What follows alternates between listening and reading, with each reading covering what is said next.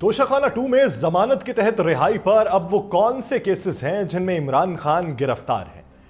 30 تاریخ کو عمران خان کی رہائی یا قید میں رکھنے کا فیصلہ کہاں سے آنا ہے؟ آج کی سماعت میں جسٹس گل حسن اورنگزیب نے کیا تاریخ ساز ریمارکس دیے ہیں؟ اپیکس کمیٹی کے کل کے اجلاس میں مریم نواز کے جارحانہ سوالات پر علی امین گنڈاپور نے کیا جواب دیا تھا؟ آج علی امین گنڈاپور اور بیرسٹر گوہر کس کا پیغام لے کر اڈیالہ گئے اور جواب کیا لے کر آئے؟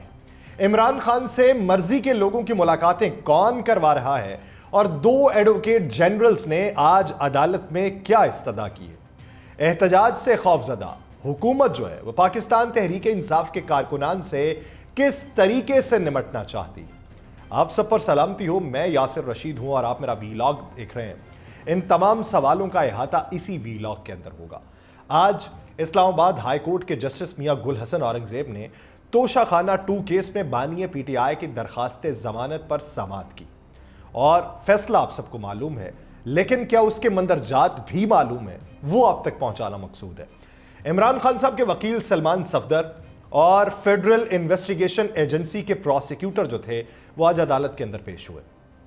آج کی سماعت میں عدالت نے ایک سوال اٹھایا کہ جن 3 کسٹمز آفیسرز نے قیمت غلط لگائی ان سے متعلق کیا کارروائی ہوئی ہے؟ یہ وہ ایک اہم سوال تھا کہ جو توشاخانہ 1 کیس کے بننے پر بھی بہت سارے لوگ اٹھا رہے تھے کہ آپ نے ایک شخص کو گرفتار کر لیا، اس کے اوپر کیس بنا دیا، لیکن جس نے ایویلیویشن کی وہ جو بروکریٹ تھا اور جو 20ویں 21ویں گریڈ کا آفیسر تھا اس کو آپ نے منحا کر دیا، اس سے پوچھ گچھ نہیں کی۔ تو آج اس کے اوپر ایف آئی اے پروسیکیوٹر نے یہ بتایا کہ کسٹمز آفیسر سے کوتاہی ہوئی، لیکن وہ کرمنل مس کنڈکٹ نہیں تھا۔ جس نے مالی فائدہ اٹھایا وہ بینیفیشری کرمنل مس کنڈکٹ کا مرتکب ہوا۔ یعنی انہوں نے کہا کہ یہ جو قیمت جس نے لگائی ہے وہ اس سے غلطی ہو گئی ہے، لیکن یہ جنہوں نے حاصل کیے ہیں یہ انہوں نے جرم کیا ہے، جرم اس کا نہیں ہے۔ پروسیکیوٹر نے یہ کہا کہ بلغاری جیولری سیٹ کو غیر قانونی طور پہ پاس رکھا اور توشاخانہ میں جمع ہی نہیں کروایا۔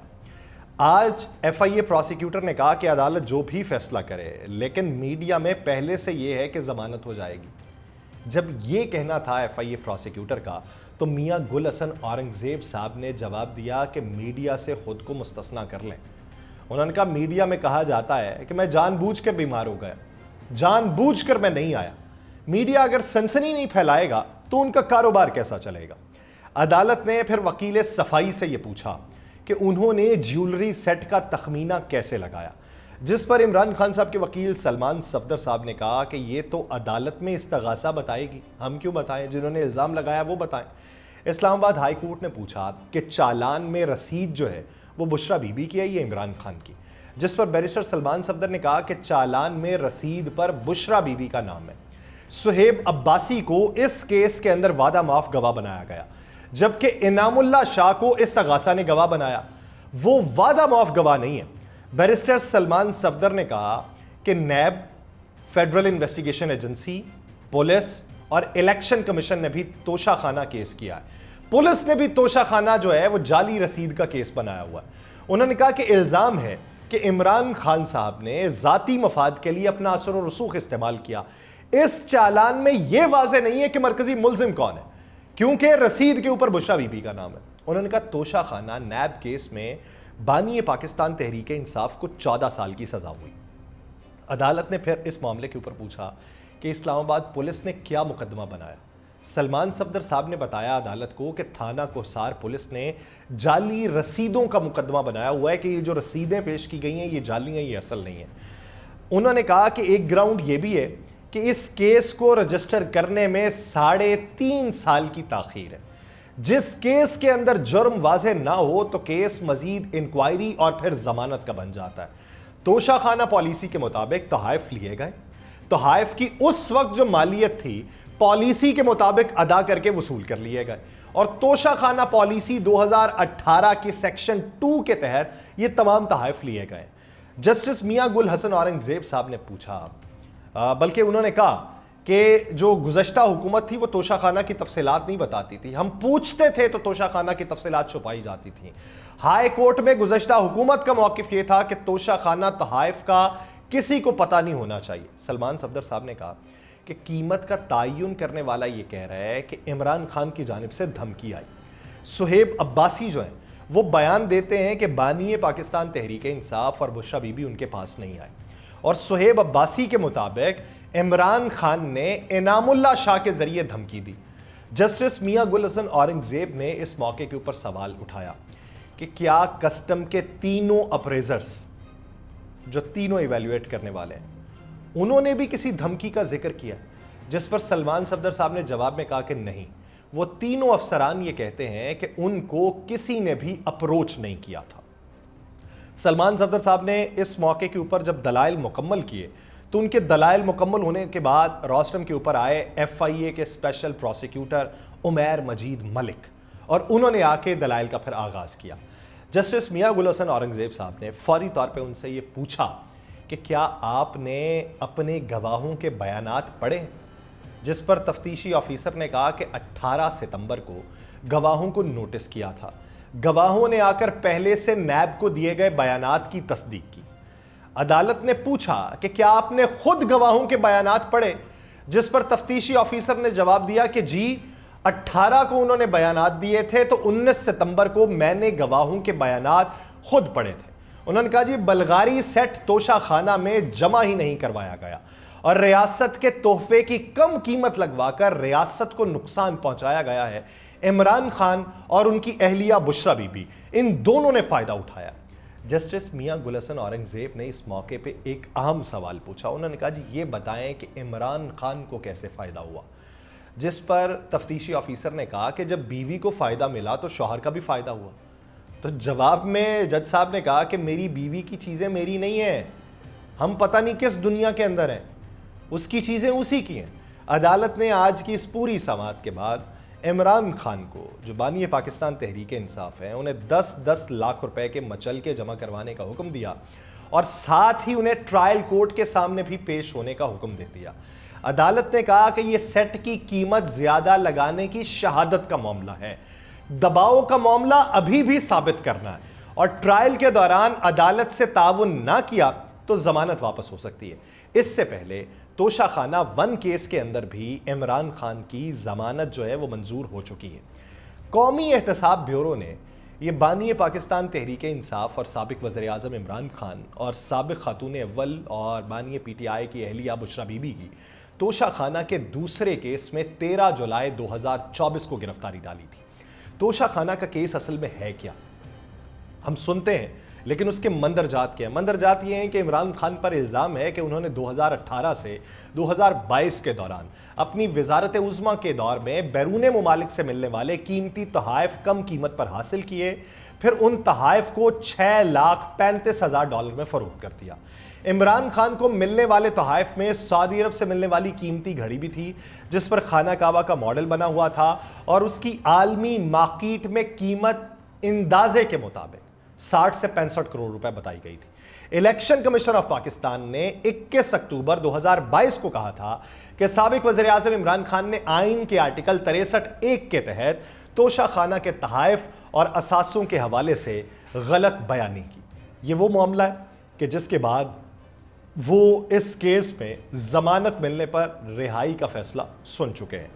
اب اس موقع کے اوپر عمران خان صاحب کے وکیل فیصل چودھری جو تھے وہ آئے اور انہوں نے آ کے پارٹی پالیسی بیان کی مذاکرات کے حوالے سے، لیکن اس سے پہلے بہت سارے لوگوں کے ذہنوں میں یہ سوالات ہیں کہ اگر عمران خان صاحب اس کیس میں بھی رہا ہو چکے ہیں ضمانت پہ، توشہ خانہ 1 میں بھی جو ہے وہ سزائیں معطل کر دی گئی ہیں، دیگر جو کیسز تھے اس میں سے بھی ان کی ضمانتیں ہو چکی ہیں، یہ بریت ہو چکی ہے، تو اب کون سے کیسز ہیں جن میں عمران خان صاحب اس وقت جیل کے اندر موجود ہیں، تو اس کی مفصل تفصیل جو ہے وہ میں آگے چل کے آپ کو بتاؤں گا کہ لاہور کے کیسز کون سے ہیں، ایسے کون سے کیسز ہیں کہ ضمانتیں ہو بھی چکی لیکن روبکار ہی جمع نہیں کروائے گئے، اس کی پوری تفصیل بتاؤں گا۔ لیکن ابھی پارٹی پالیسی سن لیں، اس حد تک کہ عدالت کے اندر کیا ہوا یہ آپ کو بتا دیا، ابھی پارٹی پالیسی سنیں کہ پیغام کیا ہے۔ فیصل چودھری صاحب نے کہا کہ عمران خان صاحب کہتے ہیں کہ اگر کل تک مذاکرات کے حوالے سے بات آگے بڑھتی ہے تو ٹھیک ہے، ورنہ ہمارا احتجاج ضروری ہوگا، کیونکہ ہمارے پاس احتجاج کے علاوہ کوئی راستہ نہیں چھوڑا گیا۔ اسی بیچ میں آپ کو ایک خبر بتانے کی ضرورت کیوں درپیش آئی، وہ اس لیے کہ اس فیصلے کے بعد بہت سارے لوگ کہتے ہیں کہ اب یہ ان کا جو احتجاج ہے یہ احتجاج نہیں ہوگا. تو فیصل چودھری صاحب کہتے ہیں کہ عمران خان نے کہا ہے کہ 9 مئی کے بعد میں نے دوسری دفعہ احتجاج کی کال دی, کوئی ڈیل نہیں ہو رہی, مذاکرات ہمارے مطالبات پر ہوں گے اور مذاکرات انہی سے ہوں گے جن کے پاس اصل طاقت ہے. تالی دونوں ہاتھوں سے بجتی ہے اور کل تک مذاکرات آگے بڑھے تو احتجاج نہیں جشن ہوگا. تو انہوں نے یہ بھی کہا کہ وہ کہتے ہیں میں نے ہمیشہ پرامن احتجاج کی کال دی, ہمیں جلسے نہیں کرنے دیے جاتے, جبکہ احتجاج پر 1 ارب روپے کے اخراجات کی خبریں جو ہیں وہ بے بنیاد ہیں. لیکن حقائق یہ بتاتے ہیں کہ 80 کروڑ سے زیادہ کا خرچہ تو ہو رہا ہے اور بڑے پیمانے پہ ہوگا تو اتنی رقم تو لگے گی. اب بات یہ کہ وہ رقم آئے گی کہاں سے, کون کون سے M N Es, M P Es یا انویسٹرز وہ رقم دیں گے, یہ الگ معاملہ ہے. لیکن تحریک انصاف نے جو کال دی ہوئی ہے وہ کال کس حد تک کامیاب رہتی ہے اس کے اوپر بات کرنی ہے, اور کل اپیکس کمیٹی کے اندر کیا بات چیت ہوئی ہے اس کے اوپر بھی بات کرنی ہے. لیکن اسی بیچ میں جب یہ مقدمات کی بات ہے تو لاہور ہائی کورٹ کے جسٹس فاروق حیدر صاحب کی عدالت کے اندر ایک کیس آیا تھا. وہ کیس تھا عمران خان صاحب کی بہن نارین نیازی کی جانب سے دائر درخواست کا, جس میں یہ کہا گیا کہ جو درج مقدمات ہیں وہ تفصیل اس کی بتائی جائے. دوران سماعت محکمہ داخلہ پنجاب اور وفاق کی جانب سے رپورٹس عدالت میں پیش کی گئیں اور عدالت کو بتایا گیا کہ عمران خان کے خلاف اسلام آباد پولیس نے 62 کیسز درج کر رکھے ہیں اور پنجاب کی حدود میں 54 مقدمات درج ہیں. سماعت کے دوران وکیل نے عدالت سے درخواست کی کہ عمران خان کو تمام مقدمات میں ضمانت دے دی جائے. اس پر جسٹس فاروق حیدر نے کہا کہ میرے نزدیک جو ہے وہ ملزم کا ضمانت قبل از گرفتاری میں عدالت کے روبرو پیش ہونا ضروری ہے. اب وہ جیل کے اندر ہے تو میں کیسے ضمانتیں دے سکتا ہوں؟ عدالت نے تمام رپورٹس کی روشنی میں وہ درخواست نمٹا دی, یعنی ضمانتیں فراہم نہیں کی. اب جب آپ نے آغاز پہ سنا ہوگا تو فیصل چودھری صاحب یہ بات کر رہے تھے آج, جب اگر آپ نے ان کی گفتگو سنی, انہوں نے کہا جی لاہور کے کسی مقدمے میں عمران خان کی گرفتاری نہیں. عمران خان کے اوپر جو مجموعی طور پہ لاہور کے جو کیسز تھے وہ کیسز کی تعداد تھی 14. 2 میں پہلے ضمانتیں لے چکے تھے, 4 میں گزشتہ دنوں میں ضمانتیں ہوئیں یا بریت ہوئی, 8 مقدمات ابھی باقی ہیں اور ان 8 مقدمات میں گرفتاریاں ہیں. وہ 8 مقدمات کی جو سنوائی ہے وہ 30 تاریخ کو ہونی ہے, 30 نومبر کو. 30 نومبر کو مجموعی طور پہ ان 8 مقدمات سے اگر بری کر دیا جاتا ہے یا ضمانت پہ رہا کر دیا جاتا ہے تو وہ رہائی کا دن ہو سکتا ہے. لیکن اس کے اوپر بھی کوسچن مارک ہے کہ آیا اس کے بعد یا اس سے پہلے مزید مقدمات میں گرفتاریاں تو نہیں ہو جائیں گی؟ اور مقدمات کون سے ہیں جو حالیہ دنوں کے اندر رجسٹرڈ کیے گئے؟ عمران خان کی توشہ خانہ 2 کیس میں ضمانت کے بعد بھی تاحال رہائی کا امکان جو نہیں دکھائی دیتا. 30 تاریخ میں بہت سے سیاسی پنڈت یہ بات کر رہے ہیں کہ 30 تاریخ میں جس طریقے کی ابھی باتیں ہیں کہ توشہ خانہ 2 کیس میں جو عدالت کے روبرو بات ہوئی کہ میڈیا میں یہ بات تھی, تو اسی طریقے سے بات یہ ہے کہ 30 تاریخ کو وہ فیصلہ کن دن ہو سکتا ہے. لیکن لاہور میں درج 9 مئی کے 3 کیسز میں ضمانت خارج کی گئی تھی, یہ بھی یاد رہے. بانی پی ٹی آئی کے راولپنڈی 9 مئی کے 14 مقدمات میں ضمانت کے باوجود ضمانتی مچلکے جمع ہی نہیں کروائے گئے.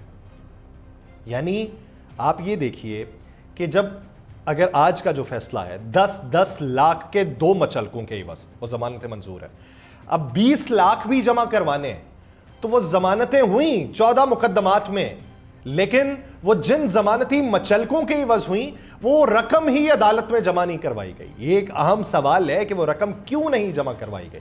دوسری بات یہ کہ راولپنڈی میں 28 ستمبر اور 5 اکتوبر کو بھی دہشت گردی کے مقدمات درج ہوئے جس میں عمران خان صاحب کو ہی نامزد کیا گیا. اب یہ بھی دیکھنا ہے کہ آنے والے دنوں کے اندر اس میں بھی مزید نامزدگیاں ہوتی ہیں, گرفتاریاں ڈلتی ہیں یا نہیں ڈلتی. لیکن ابھی جو ایک تاریخ ہے ابھی تک کی گرفتاری کو دیکھتے ہوئے وہ 30 تاریخ ہے جو فیصلہ کن تاریخ ہو سکتی ہے. دوسری طرف کل جو اپیکس کمیٹی کا اجلاس ہوا تھا جس میں تمام لوگ موجود تھے, عسکری قیادت بھی, سویلین قیادت بھی, آرمی چیف, ڈی جی آئی, ڈی جی ایم آئی, ڈی جی آئی بھی, تمام صوبائی وزرائے اعلیٰ, اہم وفاقی وزراء اور دیگر لوگ جو اس میں موجود تھے. تو اپیکس کمیٹی کے اجلاس میں علی امین گنڈاپور نے شرکت کی اور پہلے انہوں نے یہ بھی کہا تھا کہ میں درپیش مشکلات کے اوپر بات کروں گا. پھر یہ کہا گیا کہ وہاں پہ بات ہو ہی نہیں سکتی, کیسے ہوگی. لیکن کل بھی اس ضمن کے اندر کوئی اعلامیہ نہ جاری ہوا. کہا یہ جا رہا ہے کہ وزیر اعلیٰ پنجاب مریم نواز نے کل کی اس کمیٹی کے اجلاس میں یہ مسئلہ اٹھایا کہ کیسے کے پی کے وزیر اعلیٰ حملے کی طرز پر پشاور سے اسلام آباد تک احتجاجی ریلیوں کی قیادت کرتے ہیں۔ انہوں نے پوائنٹ آؤٹ کیا کہ ایسے احتجاج سے جان و مال کا بھی نقصان ہوتا ہے۔ مریم نواز صاحبہ کی اس تنقید کے جواب میں وزیر اعلیٰ کے پی نے پی ٹی آئی کو خصوصاً پنجاب میں جو درپیش مشکلات تھیں اور عمران خان کے بارے میں جو بات تھی اس کے حوالے سے انہوں نے کہا کہ ہمارا لیڈر جیل میں ہے، ہمارے کارکنان کو آپ کے صوبے کے اندر تنگ کیا جاتا ہے۔ تو کہا جاتا ہے کہ مریم نواز صاحبہ کا جو لب و لہجہ تھا وہ ذرا سخت تھا، لیکن گنڈاپور صاحب کا عوامی طور پہ لب و لہجہ ان سے بھی بہت زیادہ سخت ہوتا ہے، لیکن کل وہ پرسکون انداز سے جواب دے رہے تھے، جیسے کوئی مسئلہ ہی نہیں، جیسے تمام مسائل حل ہو جائیں گے جتنا مرضی اونچے بولتے رہو۔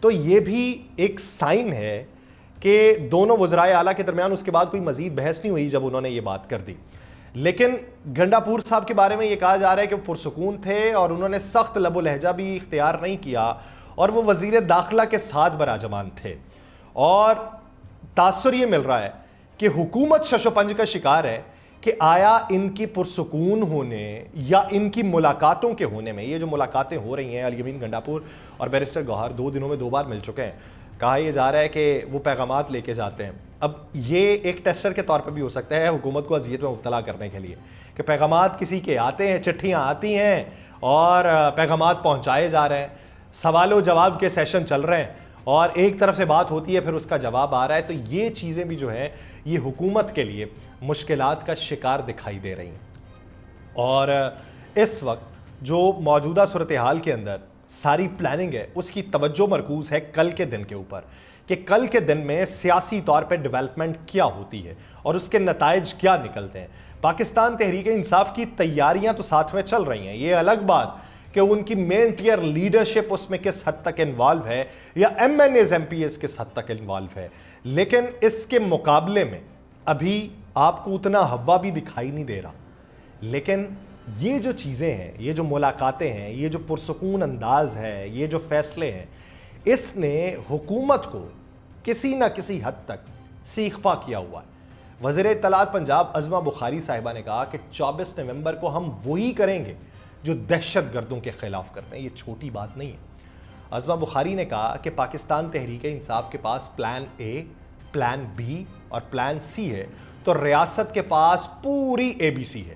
24 نومبر کو ہم نے وہی کرنا ہے جو دہشت گردوں کے خلاف کرتے تھے، اور انہوں نے کہا کہ الیمین گنڈاپور جو ریلی اسلام آباد لائے اس پر 81 کروڑ روپے لگے، ایم پی ایز اور ایم این ایز کو فساد برپا کرنے کے لیے 4 لاکھ روپے دیے جا رہے ہیں۔ تو یہ بات جو عظمہ بخاری صاحبہ کی طرف سے کی جا رہی ہے، اب اس میں کیا نتائج نکلیں گے کہ جب آپ کسی پارٹی کے کارکنان کو یہ کہہ دیں کہ یہ دہشت گرد ہیں، ابھی کوئی اقدام نہیں اٹھایا گیا، کوئی اقدام اٹھانے سے پہلے ہی آپ یہ کہہ رہے ہیں پرامن ہوگا اگر ان کی طرف سے، تو آپ پہلے سے ہی کہہ رہے ہیں کہ ان کے ساتھ نمٹا ویسے جائے گا جیسے دہشت گردوں سے نمٹتے ہیں، تو یہ کیا سائن ہے؟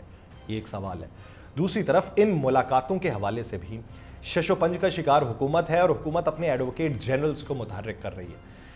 جیل میں قیدیوں کی ملاقاتوں میں سیاسی گفتگو پر پابندی ختم کرنے کا جسٹس سردار اعجاز اسحاق خان کا فیصلہ معطل کرنے کے لیے اسلام آباد اور پنجاب کے ایڈوکیٹ جنرلز نے اسلام آباد ہائی کورٹ کے ڈویژن بینچ سے استدعا کر دی ہے کہ پی ٹی آئی رہنما جو ہیں وہ جیل میں جا کر عمران خان سے ہدایات لیتے ہیں اور باہر آ کر مسائل پیدا کرتے ہیں، تو اس لیے سیاسی ملاقاتوں سے روکا جائے۔ عدالت نے اس استدعا کو مسترد کرتے ہوئے سماعت جو ہے وہ 26 نومبر تک ملتوی کر دی ہے۔ اب آپ یہ دیکھیے کہ کسی صوبے کا یا وفاقی دارالحکومت کا ایڈوکیٹ جنرل جو ہے وہ باقاعدہ طور پہ یہ درخواست دے رہا ہے، تو اس میں حکومتی انٹینشنز واضح ہوتی ہیں کہ کیا حکومت کے ہاتھ میں ہے ان ملاقاتوں کو روکنا یا ان کو جاری رکھنا، یہ انٹینشنز واضح ہوتی ہیں۔ لیکن کل کا دن ہے کہ کل کے دن میں کیا ڈیولپمنٹس ہوتی ہیں جس سے حکومت کے تاثرات تبدیل ہوتے ہیں، اور اگر وہ تبدیل ہوتے ہیں تو خوشی میں یا ماتم میں۔ مجھے دیجیے اجازت، اللہ نے کے بعد۔